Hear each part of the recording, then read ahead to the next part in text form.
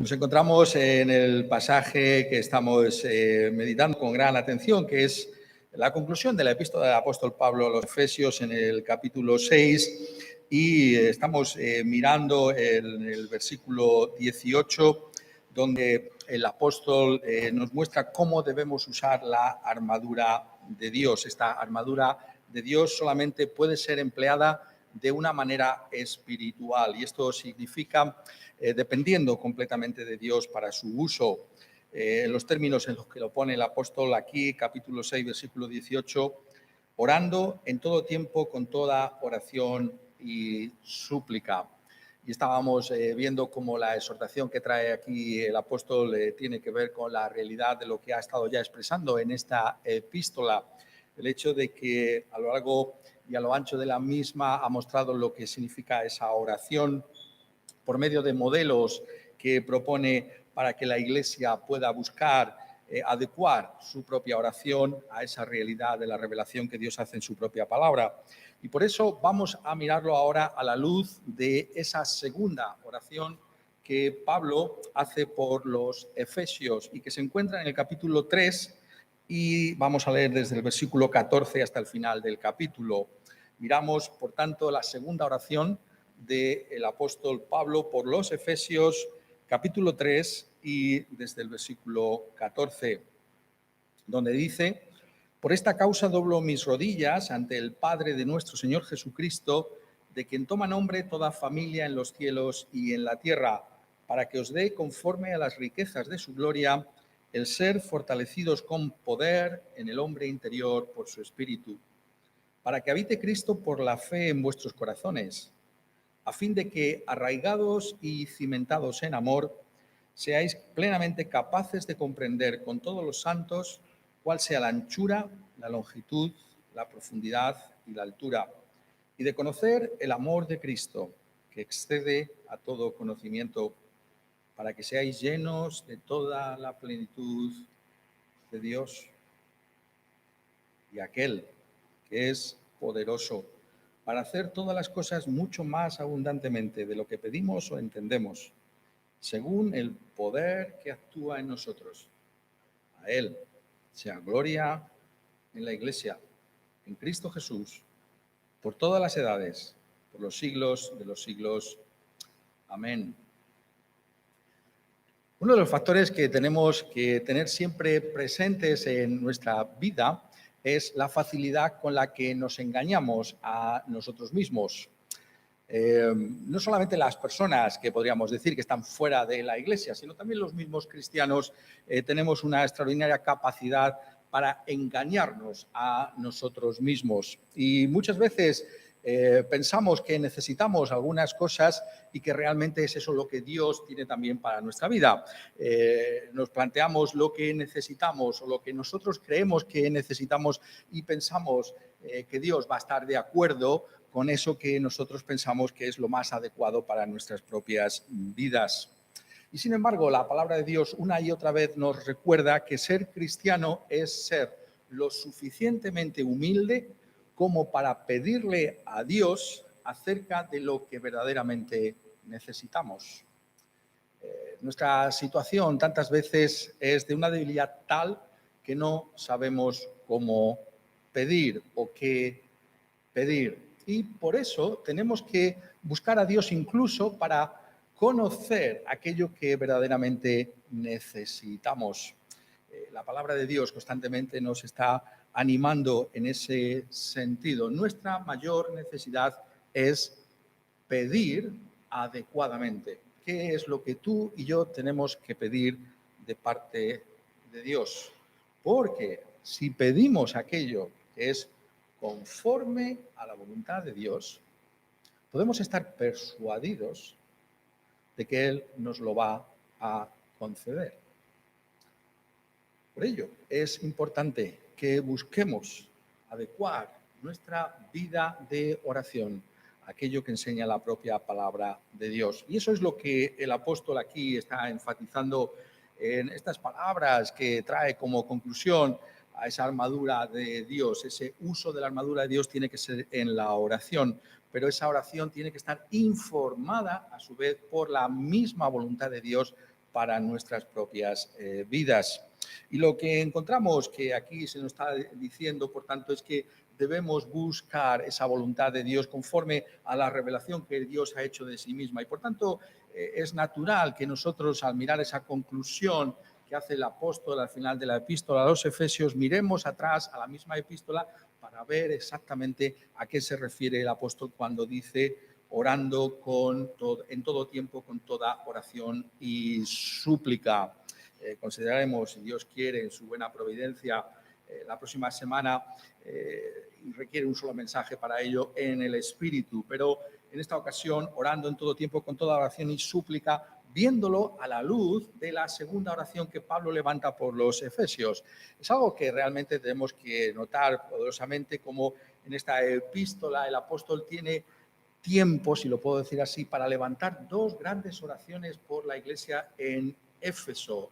Es una iglesia extraordinaria la que se ha fundado en Éfeso. Si miráis en Hechos de los Apóstoles, en el capítulo 19, estamos disfrutando las tardes, ¿no? De estos domingos, viendo cómo se fundó la gran iglesia de Éfeso, que es posiblemente el momento crucial del ministerio del apóstol Pablo durante su tercer viaje misionero.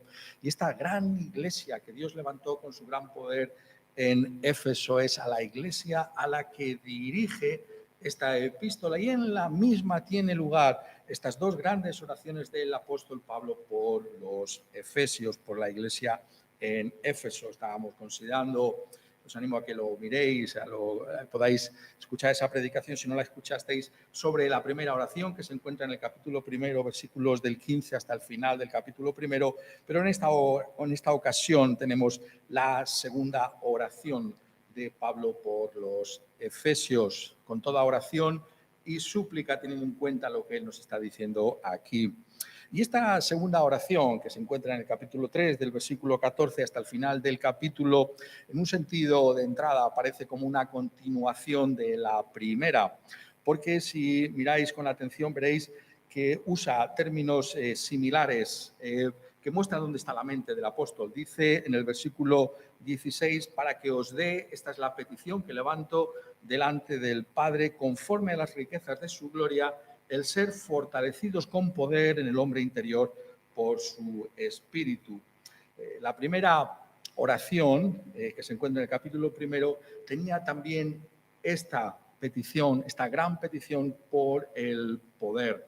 ¿Cuál es el poder que actúa en el cristiano? Es el poder que nos salvó, es el poder que sigue estando en nosotros para vivir la vida cristiana, es lo que distingue al cristiano del no cristiano. Y esto al mismo tiempo es interesante, porque si leéis la fundación de la Iglesia en Hechos capítulo 19, veréis como allí Lucas, el gran historiador de la Iglesia primitiva, llama nuestra atención sobre el gran poder del nombre de Cristo Jesús en la fundación de esa Iglesia. ¿Qué es lo que manifiesta el Evangelio? ¿Qué es exactamente el cristianismo? El cristianismo, si se nos hiciera esa pregunta, tenemos que decir que consiste en poder, es el poder de Dios. Muchas veces olvidamos que una conversión es una manifestación del gran poder de Dios, porque solamente el poder de Dios puede hacer que un alma pase de muerte a vida. Solamente Dios puede trasladar, usando los términos que usa Pablo en la epístola gemela a los colosenses, a una persona de las tinieblas al reino de su amado Hijo. Dice Colosenses 1:13, nos ha librado del poder de las tinieblas. Subestimamos el poder de las tinieblas.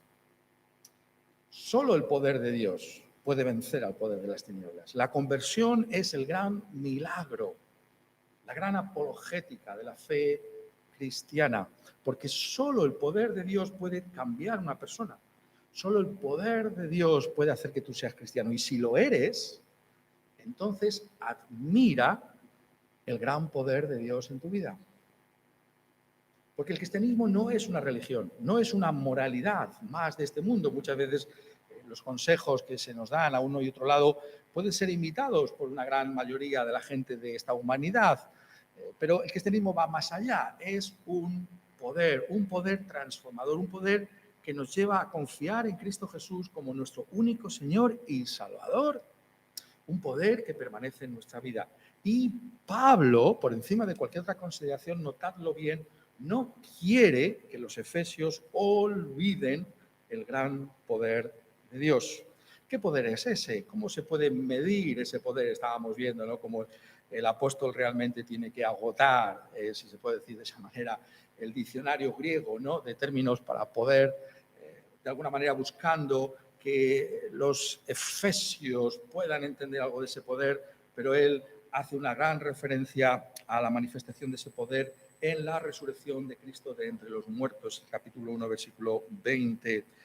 Si vemos el gran poder de Dios en algún lugar, es en la resurrección de Cristo Jesús. Aquel que estaba muerto ha venido a la vida. Ese es el gran poder de Dios que resucitó a Cristo. Ese es el gran poder que está en tu vida y en la mía si somos cristianos. Me pregunto si nos admiramos lo suficientemente de esto. Si tenemos lugar en nuestra vida para pararnos un momento y decir, el poder de Dios está en mi vida. Ser cristiano significa vivir a la luz de ese gran poder. Y por eso dice en el versículo 16, el ser fortalecidos. ¿Qué pido? Que seáis fortalecidos con poder en el hombre interior por su espíritu.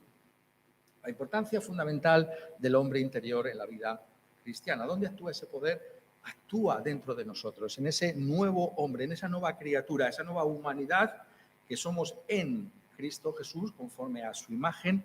Ahí es donde actúa ese gran poder de Dios.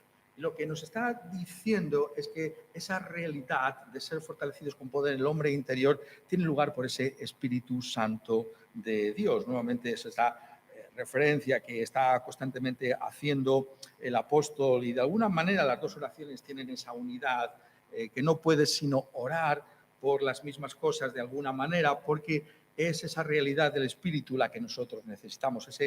Esa presencia del poder de Dios, el poder que resucitó a Cristo Jesús, está en tu vida y en la mía por el Espíritu Santo. Ser cristiano es tener el Espíritu Santo.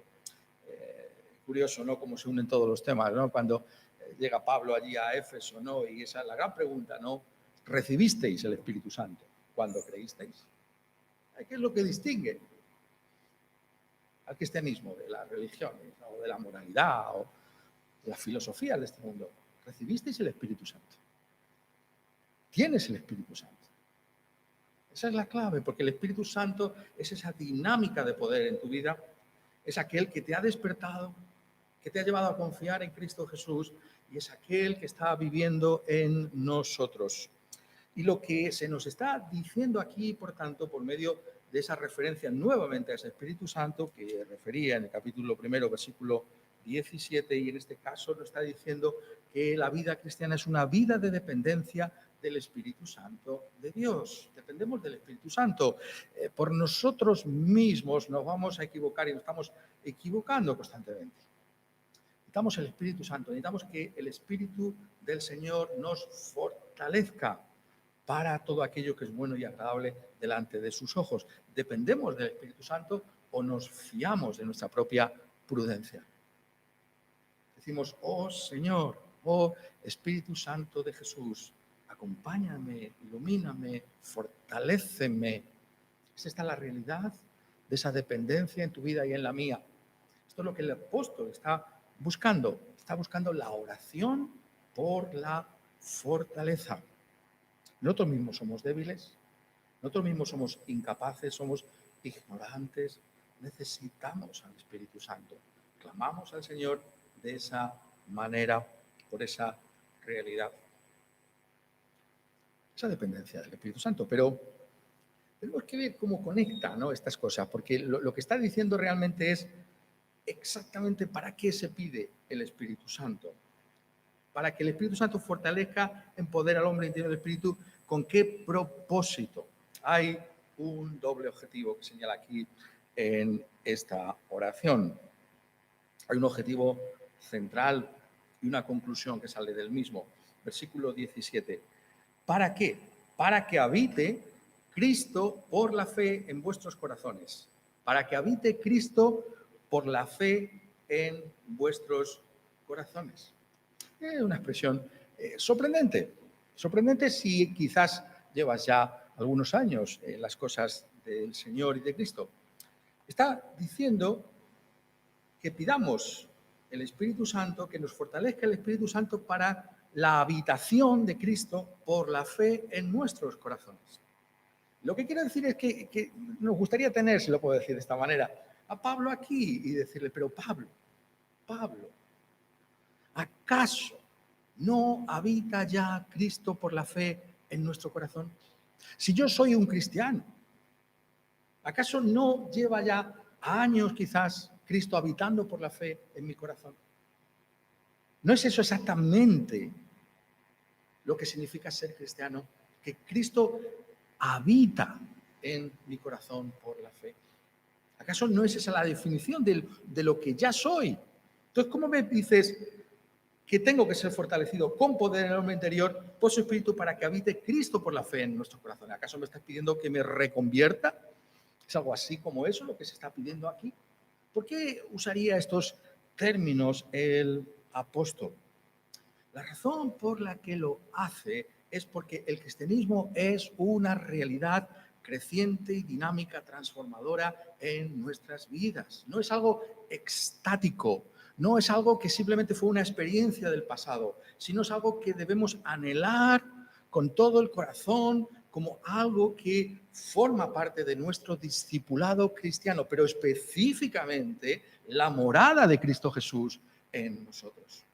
Y es ahí donde muchas veces hacemos ese salto fatal, se lo puedo decir así, o conectando con la introducción de este mensaje, esos horrores, ¿no? Porque enseguida, como cristianos, ponemos el énfasis, el comportamiento, es que esto es el comportamiento cristiano y esto no es comportamiento. Pero no, cuidado. Lo primero es la morada de Cristo en tu vida por la fe. La experiencia creciente, experimental, de que Cristo vive en ti por la fe. La esperanza de gloria, como dice escribiendo a los colosenses. Es decir, el cristianismo, si es un fruto de una vida distinta, transformada, tiene que ver con el ahondamiento de la realidad de quién es Cristo en tu vida. Eso es exactamente lo primero, la primacía de esa realidad. Todo lo demás viene de ahí. Pongo una manera que quizás podamos todos entenderlo mejor. A partir del capítulo 4, en el versículo 1, Pablo hace una serie de exhortaciones éticas. Hay un comportamiento en armonía con la fe cristiana. Hay una ética cristiana, por supuesto que la hay. Pero notad el orden. El orden es igualmente fundamental. Y aquí es donde nos equivocamos. Muchas veces en la iglesia cristiana se coloca el capítulo 4 antes de la oración con la que concluye el capítulo 3. Eso es lo que os quiero decir. Y entonces, la ética cristiana se convierte en un árido moralismo, que no es lo que aquí está diciendo. Ser cristiano no es simplemente observar un comportamiento ético adecuado, es por causa de que Cristo mora en nuestro corazón. Hay una dulzura, en otras palabras. Hay un sabor cristiano en la vida cristiana, que es lo que hay que anhelar. No es cumplir por cumplir, no es hacer por hacer. Es porque Cristo está en mí que soy distinto. Es por amor a Cristo, por el amor que me ha tenido a mí, que yo vivo distinto. Y la prioridad es esa, dice el apóstol. No sé si vosotros sois de ese tipo, ¿no? Pero en mi casa sí que le gustan mucho estos programas, ¿no? Pues se ponen en la 2, ¿no? Yo no tengo muchas veces la ocasión de verlos tanto, ¿no? Pero estas casas, ¿no? Que, ya digo, en la familia gustan bastante.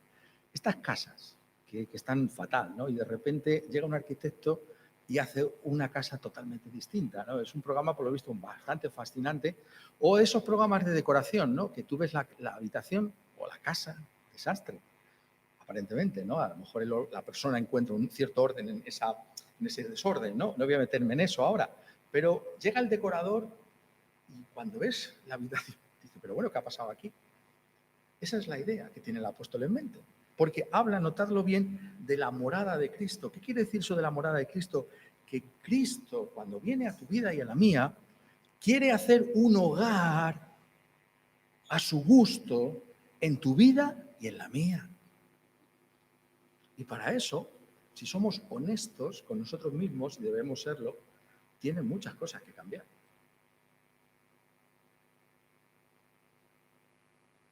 Pero la idea es esa. La idea no es simplemente me ha salvado, no. La idea es que Él quiere estar a gusto, cómodo, en su iglesia, en tu vida. Esa es la idea que aquí se nos transmite. Cuando habla de esa habitación, habla de la morada de Cristo. Es un lugar agradable para vivir. Pero ¿cómo es posible si mi vida está tan llena de contradicciones, de pecados? ¿Cómo puede ocurrir? Esto es lo que hay que pedir, Señor, que mi casa, que mi vida, que mi hombre interior sea ese lugar en el que Cristo more para su propia gloria.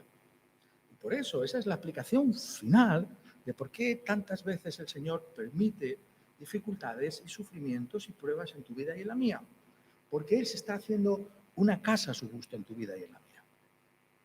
Y para que eso acontezca, tenemos que atravesar también por tribulaciones y por todo tipo de dificultades. Forman parte de esa nueva decoración de tu casa. Hay veces en que va a tener que tirar muros, va a tener que pintar esa habitación otra vez, pero es que esto es inevitable y claro, esto no, a nadie le gusta, ¿no? Porque se levanta polvo, parece que no va a salir nada nuevo de ese lugar y decimos, ¿dónde estamos? ¿No? Parece que estamos peor, ¿no? Que cuando entró el decorador, ¿no? Esto es terrible, ¿no? Ha entrado el decorador y casi mejor pienso que no hubiera venido, porque es que lo está dejando todo aparentemente peor de como estaba. Y sin embargo, Él está en control. Él sabe lo que está haciendo en tu vida y en la mía. Y es así como debemos ser capaces de ver nuestras vidas. ¿Qué está haciendo Dios conmigo? Está haciendo un lugar donde vivir por toda la eternidad. Por eso dice, escribiendo Pedro, ¿no? a aquellos cristianos de la dispersión, los expatriados en tantos lugares del Imperio Romano, dice, lo cual vosotros, capítulo 1, versículo 6, os alegráis, aunque ahora, por un poco de tiempo, si es necesario, tengáis que ser afligidos en diversas pruebas, para que sometida a prueba vuestra fe, mucho más preciosa que el oro, el cual, aunque perecedero se prueba con fuego, se hallada en alabanza, gloria y honra, cuando sea manifestado Jesucristo. El centro es Él. Esta es mi casa. ¿Qué casa más extraordinaria va a hacer contigo y conmigo? Hasta nosotros mismos nos vamos a admirar, dice la Escritura, cuando nos veamos allí. Lo que Dios ha hecho con mi vida. Esto no tiene comparación. Pero ese es el propósito. El propósito es Él, su gloria, su alabanza. Y por eso está obrando como lo hace. Todo lo que nos acontece, hermanos y amigos, tiene ese propósito de que Él pueda habitar, morar en nuestra vida. Y eso es lo que hay que pedir. Señor, que pueda haber esa realidad de tu presencia en mi vida, para que tú, Señor, habites en la misma para tu gloria. Eso es lo que tenemos en la mente, venga lo que venga. Quizá pongo de otra manera. Esto puede ser una oración peligrosa, ¿vale? Hay oraciones peligrosas que se hacen muchas veces. Ya podemos decir, ojalá no hubiera hecho, pero es una oración peligrosa. Una forma de ponerlo, claro. No hay oraciones peligrosas, obviamente. Quiero decir que Dios va a obrar muchas veces no lo que puede ser nuestra conveniencia a corto plazo, sino la realidad de su obra a largo plazo en tu vida y en la mía. Pero cuántas gracias daremos a Dios en la eternidad, porque Él tuvo una visión de largo plazo, no cortoplacista, sobre tu existencia. Es esta la ambición. Se tiene que reflejar, si es así, se tiene que reflejar en nuestras oraciones. Señor, quiero que habite Cristo en mi vida por la fe. Quiero notar más su presencia. Quiero que cuando voy a tomar alguna decisión, el peso de la realidad, de lo que implica ser discípulo de Cristo Jesús, me lleve por el camino correcto. Que cuando tenga que elegir, no me deje llevado, no me sirva el ser arrastrado por mi carnalidad, sino por tu voluntad. Eso es lo que pedimos.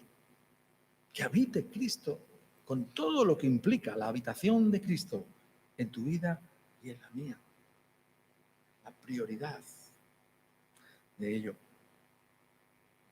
Para eso necesitamos el gran poder de Dios. Para que habite Cristo. La vida cristiana no solamente es que experimenté el poder cuando me convertí, gloria a Dios por ello. Ya hemos dicho que no hay obra como esa. El poder es creciente. Es para que seas conformado, para que yo sea hecho conforme a la imagen de Cristo Jesús.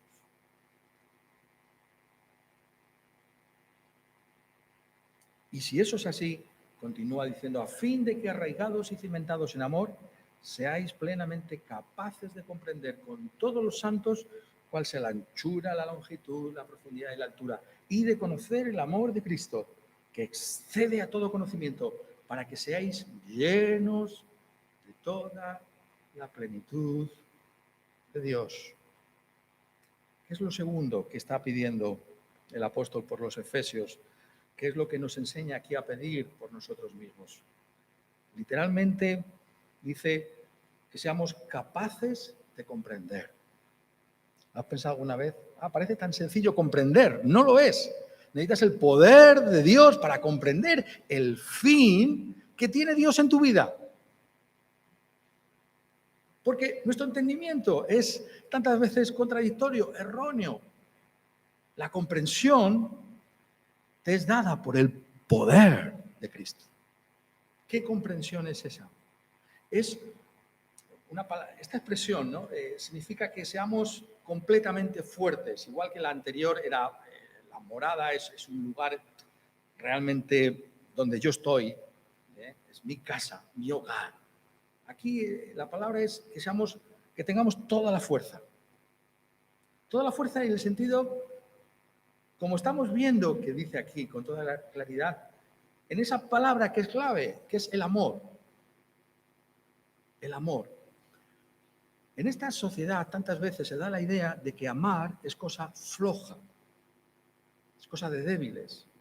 Pero según la Biblia, el amor es de los fuertes. La fuerza, si pensamos bíblicamente, se ve en amar. El que no ama no es fuerte. Lo dice en ese pasaje, ¿no? Tan poderoso. Fuerte como la muerte es el amor. Libro de Cantares. Fuerte como la muerte es el amor.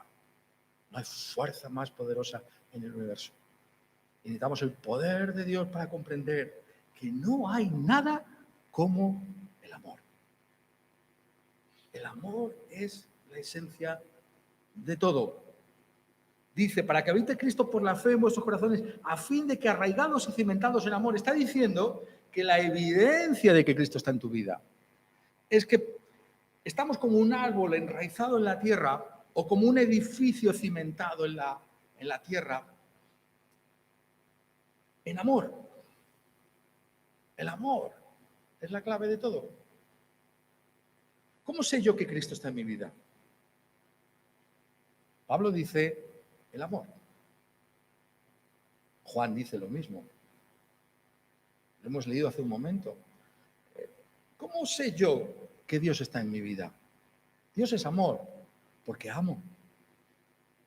¿Cómo sé que este es el fin de todas las cosas? Porque Dios es amor y me amó a sí mismo hasta el punto de enviar a su Hijo como propiciación por mis pecados. Es decir, Cristo llevó sobre sí el justo peso de la ira de Dios por nuestro pecado, la justa ira de Dios, lo que merecemos, el castigo. pero tanto nos amó que llevó ese castigo. Su amor es concreto y evidente. Esa es la medida de todo amor. Y la prueba de que ese Dios, que no hay otro que es sino el Dios de amor, la morada de Cristo en tu vida es ese amor, claro. Si Cristo es amor, si su vida es una vida de amor y de entrega, ¿cómo va a ser de otra manera en tu vida? El amor es, por tanto, aquello que evidencia que Cristo está en nuestras vidas.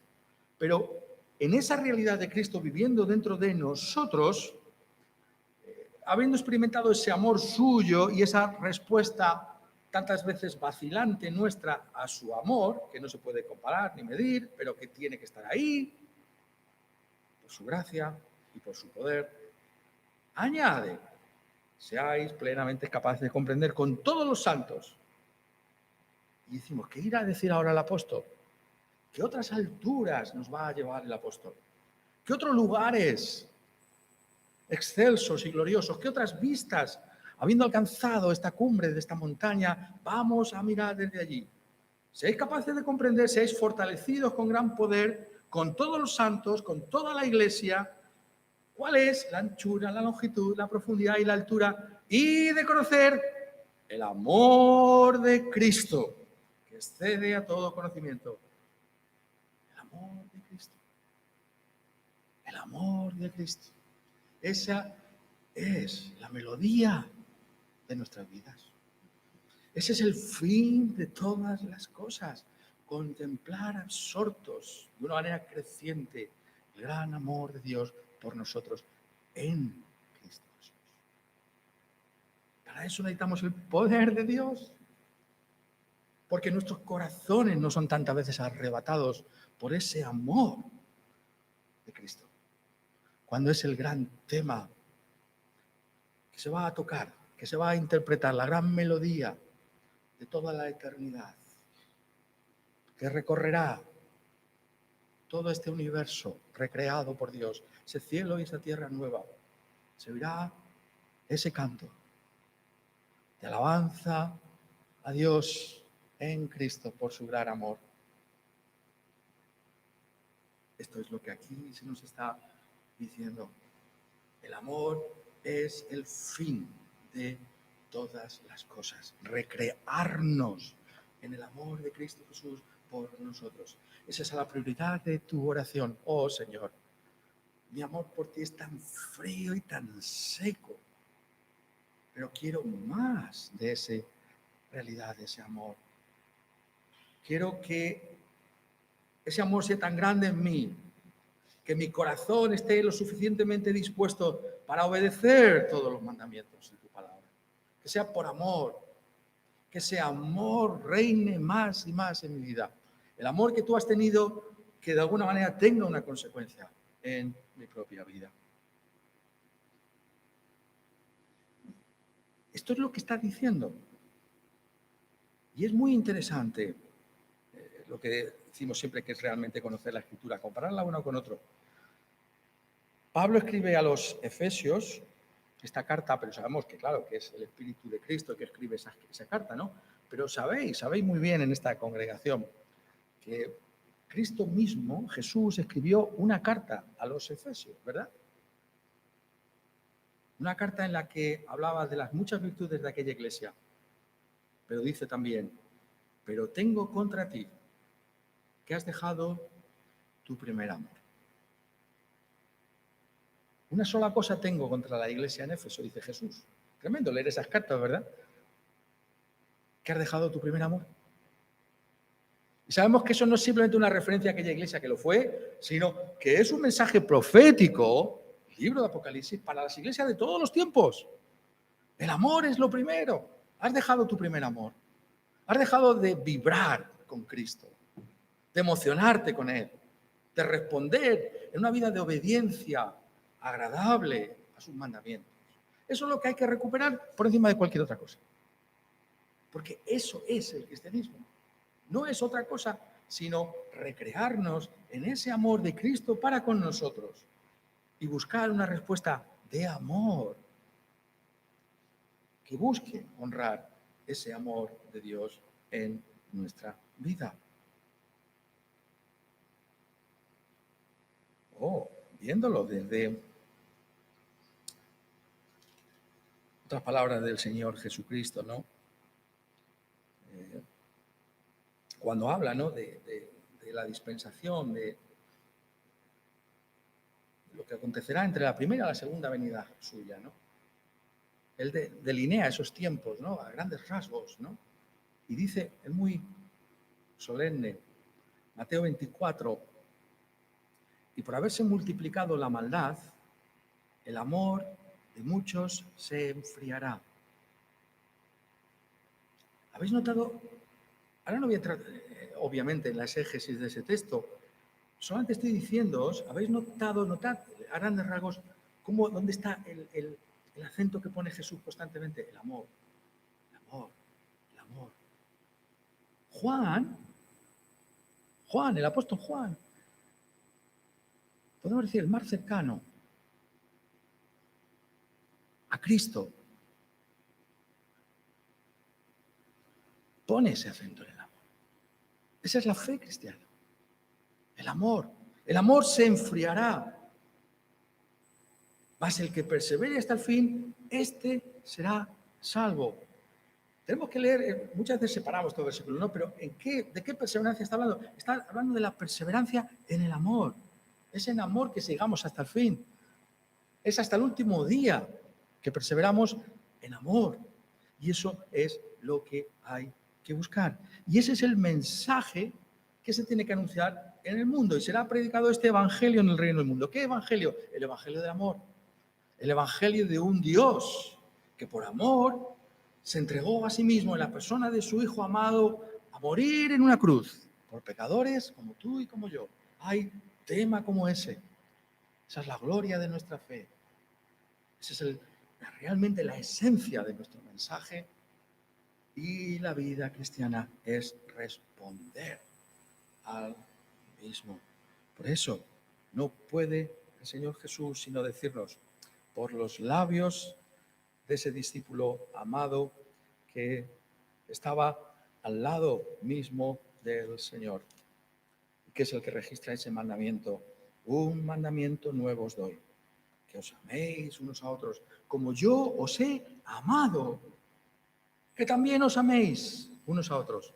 En esto conocerán todos que sois mis discípulos, si tuviereis amor los unos para con los otros. ¿En qué nos tiene que conocer el mundo? En amor, en entrega, en esa capacidad de sacrificarnos por este mundo, de entregarnos por este mundo, aunque este mundo odie o aborrezca el Evangelio de Cristo Jesús.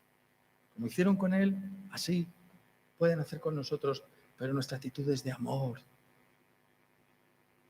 de vivir en amor, de manifestar el amor, de vivir la realidad de esa vida como la del Señor Jesucristo.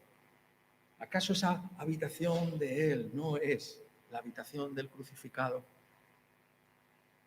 La habitación de aquel que se entregó sin reservas por nosotros en aquella cruz. Y esto es lo que se tiene que esperar de nosotros. Y añade, para que seáis llenos de toda la plenitud de Dios. La plenitud de Dios. ¿Cuál es la plenitud de Dios? Es esa realidad de amor. Estando ahí, arraigados y cimentados en amor, conociendo la anchura, la longitud, la profundidad y la altura de ese amor de Cristo Jesús. Ahí es donde está la plenitud de Dios, no hay más. Esa es la realidad. ¿Por qué? Porque Dios es amor. Porque la esencia de la realidad de aquel que es revelado en la Escritura, nuestro Dios, es el amor. El Dios y Padre que ama a su Hijo Jesucristo. El Cristo que ama a su Padre hasta el punto de estar dispuesto a cumplir su voluntad, de morir en una cruz. Y el Espíritu Santo, que es ese vínculo de amor entre el Padre y el Hijo. del que se dice también, Pablo no olvida decir, el Espíritu también os ama, porque Dios es amor.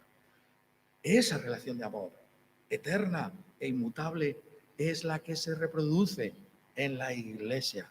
Por eso se anota constante, para que podáis conocer con todos los santos. Con todos los santos, es la Iglesia la que ama, es la Iglesia la que se ama, es la Iglesia la que irradia amor fuera de ella, hacia el mundo. Porque esa es la realidad del mismo ser de Dios. Dios es amor. Por eso, como decía Jonathan Edwards, gran predicador de Nueva Inglaterra, el cielo es un mundo de amor. ¿Qué esperas encontrar allí? Es un mundo de amor. La primacía, la gloria de ese lugar es el amor, la admiración eterna por aquel que se dio a sí mismo por nosotros en una cruz, que nos ha redimido, que nos ha hecho suyos. El amor por Él y el amor por la Iglesia. Allí nos amaremos de una manera perfecta y total. Y por eso somos llamados a amarnos aquí, como allí nos amaremos. Somos llamados a encontrar la motivación para amar en su amor por nosotros. Esto es lo que hay que buscar. Por esto nos tienen que conocer. Es la única marca del cristiano. Es la realidad que tiene que aparecer en tu vida y en la mía. Es esa nuestra oración. Señor, quiero vivir en tu amor, irradiando amor en la iglesia y fuera de ella. Que los que están a mi lado, fuera de la iglesia, quizás no quieran creer lo que yo creo creer. Pero digan, ¿cómo aman estas personas? ¿Cómo aman estas personas? ¿Cómo se dan? ¿Cómo se entregan? Porque esa es la marca del cristiano.